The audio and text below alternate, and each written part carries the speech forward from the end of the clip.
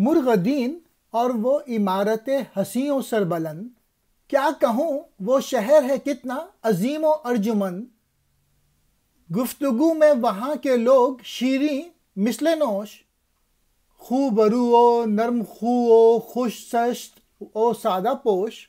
سوچ ان کی بے نیاز درد و سوز اکتساب، فکر ان کی رازدان کیمیائے آفتاب۔ کوئی چاہے سیم و زر تو لیتا ہے وہ نور سے، ہم نمک جیسے لیا کرتے ہیں آب شور سے۔ مقصد علم و ہنر ہوتا ہے بہبود عوام، تولتا زر سے نہیں ہے کوئی ہرگز اپنا کام۔ اس کے باشندے نہیں آگاہ دینار و درہم، یہ صنم اس ملک میں پاتے نہیں راہ حرم۔ ذہن میں دیو مشینی کا قدم آیا نہیں، اس کے گردوں پر کبھی کالا دھواں چھایا نہیں۔ محنتی اور سخت کش دہقاں کا روشن ہے چراغ، دست بردے دہ خدایان سے میسر ہے فراق۔ مرغدین شہر کی سیر۔ مرغدین اور اس کی وہ اونچی اونچی عمارتیں، میں اس عظیم مقام کے بارے میں کیا کہوں، یعنی اس کی عظمت و شان ناقابل بیان ہے۔ اس کے باشندے شیریں گفتار، ایسے جیسے ان کی باتیں شربت کی طرح میٹھی ہوں۔ وہ لوگ حسین و جمیل، نرم خصلت والے اور سادہ لباس پہننے والے تھے۔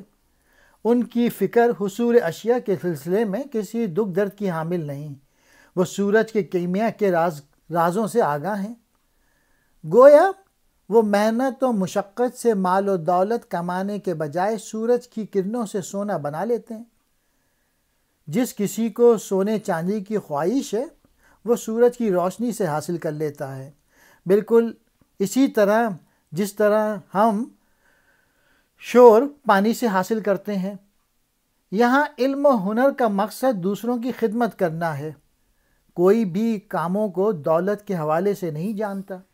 یہاں کے کسی بھی باشندے کو دینار اور درہم کرنسی کے نظام کا کچھ علم نہیں، یہاں ایسا نظام نہیں چلتا۔ ان بتوں یعنی دینار و درہم کا کعبوں میں یعنی یہاں کوئی گزر نہیں۔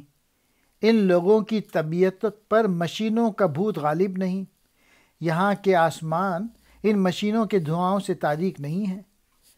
یہاں کا کسان جفا کش ہے اور اس کے گھر میں چراغ روشن ہے۔ وہ زمینداروں وڈیروں کی لوٹ اور ان کے ظلم و جبر سے محفوظ ہیں۔ یعنی دنیا میں اس سلسلے میں جو صورتحال ہے، یہاں اس پلانٹ میں اس کے بالکل برعکس ہے۔